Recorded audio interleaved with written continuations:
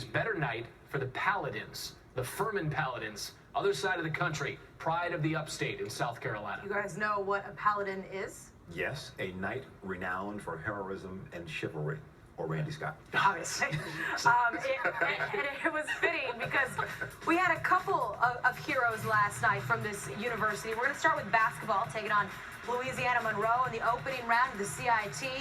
Final seconds, this was at 8:43. Daniel Fowler comes down with it, tips it in at the buzzer. This is how it sounded. 9 seconds, 8 seconds. Kroon backs it out, 5 seconds. Stop and go move, takes it to the hole. Double clutch, no good. Stick back, Fowler, yes! Fowler stuck it back and stuck it in there. Furman basketball wins at the buzzer, their 11th straight win at Timmons Arena. Absolutely phenomenal. Okay, way to keep playing on that. And you know what? This is great. We survive. It's all about surviving the games. It's all of it is, all right? Surviving the games. There's nothing with style points, any of that. It doesn't matter. We got the win. Phenomenal job. I have no idea who we're going to play next, where we're going to play. I could care less. I'm just happy that I get to keep coaching.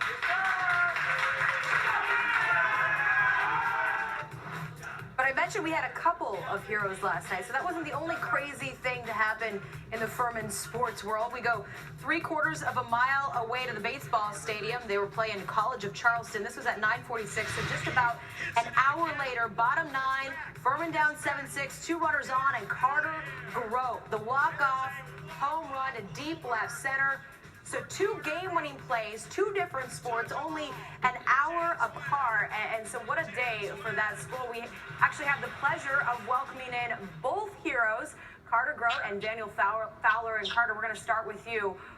When was the last time you had a walk-off home run? That was the first time ever. Just Ever? Straight. Yes. How did it feel? Unbelievable. Unlike anything you could ever imagine. Carter, when you're in the box waiting for the pitch, what are you thinking? Well, first of all, I was just thinking try and get the bunt down. And then College of Charleston pulls out a weird bunt defense. I was just looking for a pitch in the zone and see what I could do with it. Daniel, let's get to you here. How much sleep did you get from last night's buzzer beater to joining us this morning? Not much at all. It's worth it, though, because now you're on SportsCenter, and when your team was down 10 with less than 2 minutes left, how much of a chance did you give your team to get that win? We just knew that we would have to turn it up defensively, and therefore we executed the press well, and we got a few easy baskets that way, and then, the last shot just happened, and it was great. Daniel, I asked you the same question I asked Carter. When was the last time you had a buzzer beater? My sophomore year in high school. All right, so it's been a little time. What did that moment feel like, and what did it mean to your team last night? Oh, man, it was sensational, really. And just knowing that we get to play again is just amazing, and it was very exciting. Daniel, I have a question. When you hit a shot like that and you're on the bottom of the pile and everyone's jumping on you, what does that feel like? Well, it's not very pleasurable. Just because a lot of weight is getting put on you, and your body is tired from the game. So after a while, I was like, all right, this is fun, but I need to get up. So I can't breathe. We heard from your coach after the game where he said, listen, I don't know who we're playing. I don't know where we're playing next. I'm just happy that we get to keep playing. Do you have any clarity now, a few hours after, of where your next game is going to be? we don't know. We don't know. You really don't know. So it could, you find out later today and just pack your bag and get going? Mm-hmm. Take it. Keep playing. As cool as this is for both of your teams to do something like this on the same day, what's the relationship between the baseball and the basketball teams? I think it's a great relationship. The basketball team's been doing a great job coming to all the games.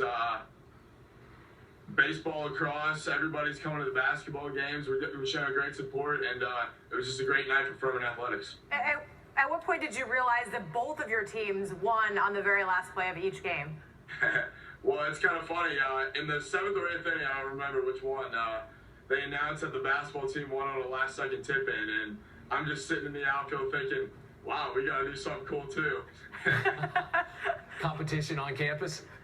Well, I think you succeeded. Yeah, I think you drove that message home. Daniel, let's get back to you. Your coach seems to have a nice energy there in the post-game interview. How much do you guys feed off of that? How much does he feed off of you? I mean, we feed off each other great just because positive energy really helps the team out, and just knowing that he's excited and that the whole team is excited, that's just going to give us momentum for the next game. All right, well, hopefully you guys can keep that momentum rolling. As you mentioned, you don't know who you're playing yet. And then, Carter, you guys at Davidson for a weekend series. So we want to say good luck to both of you. Get some sleep, and thanks for waking up early with us here on SportsCenter AM. Thank you very much. A couple of tired college students there. Still ahead on SportsCenter.